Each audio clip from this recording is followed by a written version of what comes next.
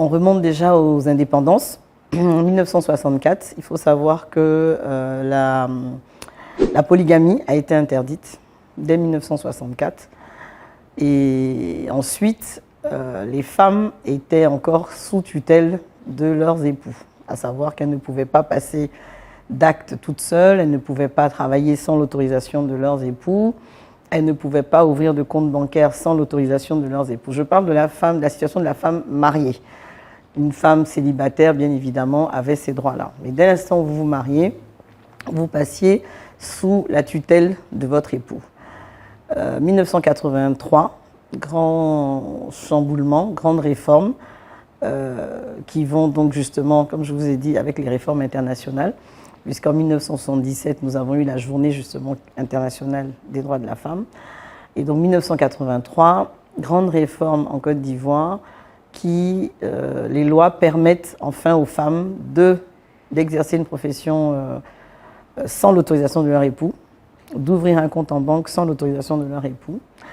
Et mieux, nous avons eu la permission, ou nous avons eu la faculté, en tant que femme mariée, d'opter pour un autre régime que celui de la communauté des biens, qui est le régime de la séparation des biens. Donc c'est en 83 vraiment qu'on a eu cette grande réforme-là, qui a été vraiment un grand bouleversement juridique pour les femmes.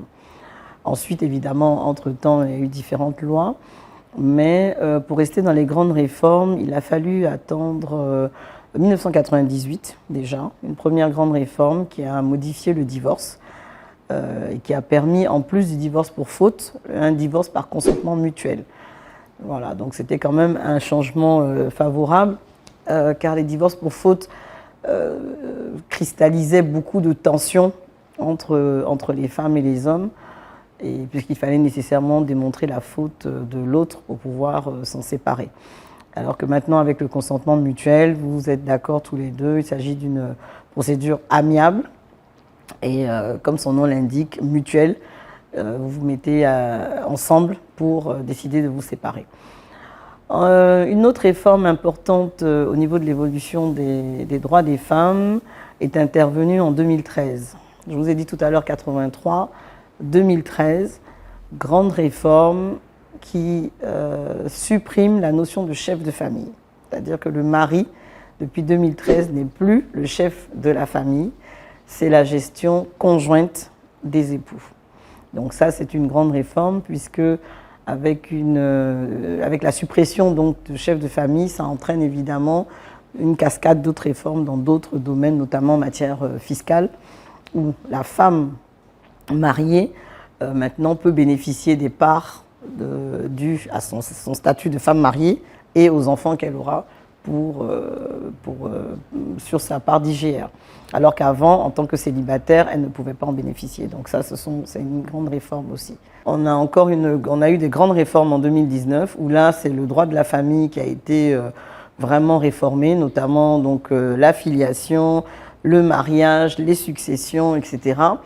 Je vais vous donner juste quelques exemples pour que vous preniez la mesure de cette réforme. Par exemple, la filiation. Aujourd'hui, un enfant peut être reconnu par son père et sa mère, peut porter le nom de ses deux parents. Voilà, il est reconnu par le père, mais il peut porter aussi le nom de sa mère. La loi le permet. Et le père peut reconnaître l'enfant à tout moment. C'est-à-dire que la mère accouche, elle déclare son enfant. Si le père n'est pas là, il peut venir quelques mois après reconnaître son enfant au niveau de l'état civil. On n'a plus besoin de dire, comme il n'a pas déclaré dans les 3 mois, il ne peut pas. Non, il peut venir reconnaître son enfant à tout moment. Donc ça, c'est quand même une grande avancée. Ensuite, au niveau du mariage, il faut savoir que le mariage aujourd'hui, à 18 ans, dès qu'on a 18 ans, on peut se marier, tout à fait légalement, sans le consentement de ses parents.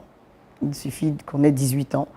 Donc c'est important à savoir, surtout pour les parents. Sachez que vos enfants à 18 ans, ils peuvent se marier sans votre consentement. Une grande innovation aussi au niveau du mariage. On a ajouté un régime matrimonial. Je vous avais dit qu'il y avait le régime de la communauté des biens, de la séparation des biens. Aujourd'hui, il y a le contrat de mariage qui est possible aussi. Et aussi donc en matière de succession, car aujourd'hui le conjoint qu'ils soient mariés sous le régime de la séparation des biens ou de la communauté des biens, héritent d'un quart des biens du défunt. Aussi bien l'épouse que l'époux, voilà, que le veuf que la veuve, hérite donc du quart des biens du défunt. Et un point aussi qui est important à relever, c'est le point sur la dot. Le point sur la dot qui n'est plus pénalement répréhensible, parce qu'avant la dot était une infraction pénale, mais depuis 2019, la dot n'est plus une infraction pénale. Cependant, elle ne donne toujours pas d'effets légaux à l'union qui se fait sur une dot. C'est-à-dire que si vous avez fait juste la dot, ce n'est pas légalement reconnu comme étant un mariage. Ni les mariages religieux, ni les mariages coutumiers, aucun de ces mariages-là ne sont reconnus comme étant des mariages légaux.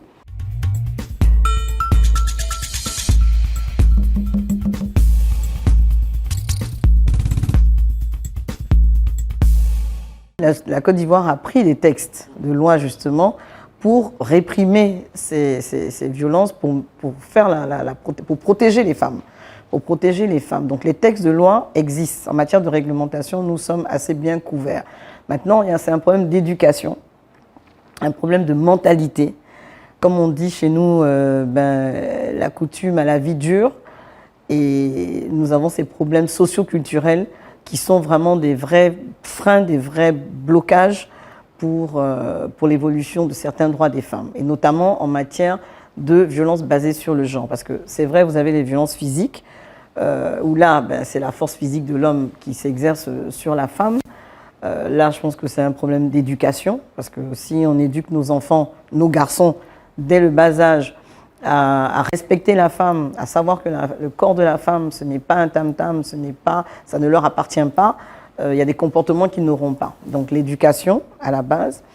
Ensuite, il faut savoir qu'il y a dans les violences basées sur le genre, il y a des pratiques comme les mutilations génitales féminines qui sont interdites aussi par la loi, mais que certaines coutumes imposent aux femmes. Voilà.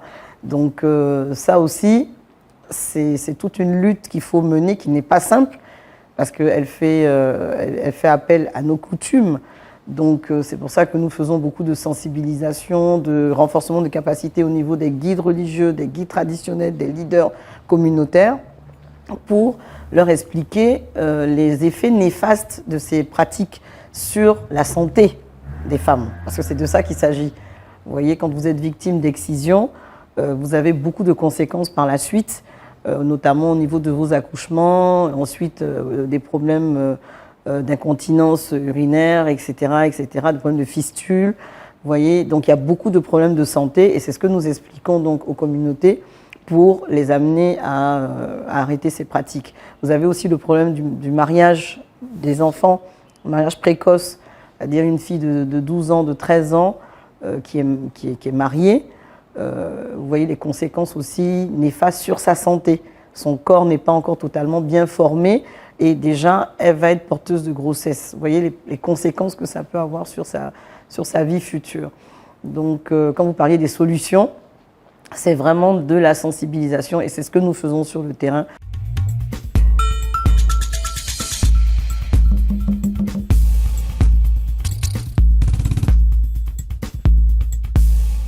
Nous sommes une association qui existe depuis 40 ans et qui a ce qu'on appelle des cliniques juridiques, qui sont des centres d'accueil, des centres d'écoute pour les femmes, pour les populations, des centres dans lesquels nous recevons donc les femmes gratuitement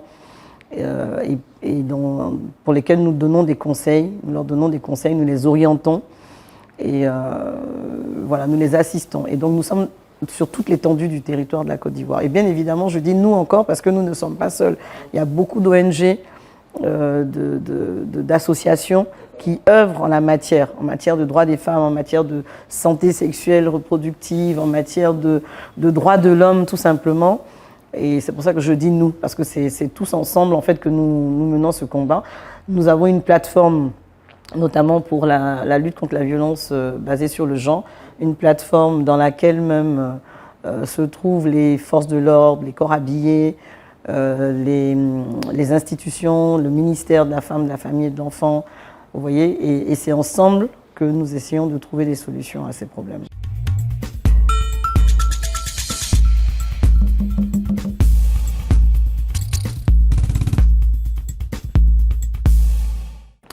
à fait, c'est une vraie réalité. C'est une vraie réalité, mais parce qu'il faut savoir déjà qu'on a presque la moitié de la population qui est encore analphabète. Nos textes de loi sont en français. Même ceux qui parlent le français, il faut pouvoir comprendre les textes de loi, c'est pas évident. Donc ce que nous faisons, c'est que nous sillonnons vraiment les quartiers, nous sillonnons les régions, les villes, les villages pour expliquer ces textes de loi-là. Nous les traduisons dans les langues.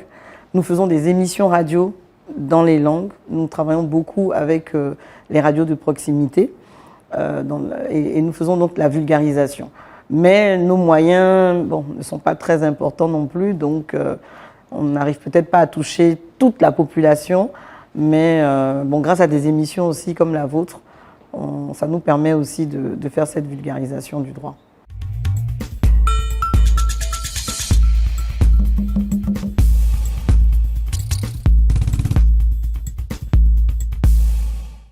Écoutez, déjà, c'est à force de travail, c'est à force de travail, de compétences. Quand vous êtes compétent dans un domaine, comme on dit, en face, les couteaux ou les tirs se taisent.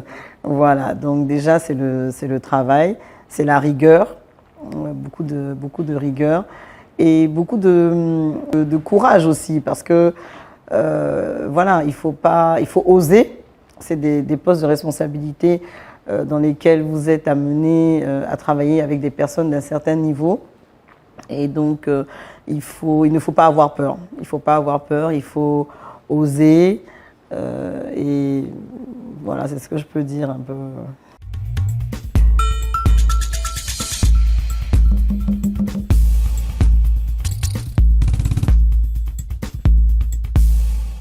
Alors, ce que cela m'inspire réellement, je ne vais pas dire de la frustration, mais presque, parce que c'est dommage qu'on soit obligé d'attendre de faire le point de la situation des droits des femmes, de faire ça le 8 mars. Voilà, le 8 mars, c'est tous les jours. Le 8 mars, c'est tous les jours, ça devrait être tous les jours. Et ça ne devrait pas être que ce jour-là. Et vous voyez, nous sommes beaucoup sollicités aujourd'hui pour justement faire des conférences, animer des ateliers, des petits déjeuners, débats sur les thèmes des droits de la femme entre le 8 mars et, on va dire, entre le 8 mars et le 30 mars. Et après, c'est terminé. On n'est plus sollicité. On devrait être sollicité tout au long de l'année pour justement permettre au maximum de femmes et d'hommes, parce que quand les hommes aussi connaissent les droits des femmes, ils appliquent mieux ces droits-là.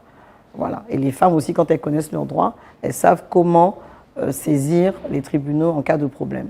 Donc, c'est une journée qui devrait être étendue à toutes les journées de l'année.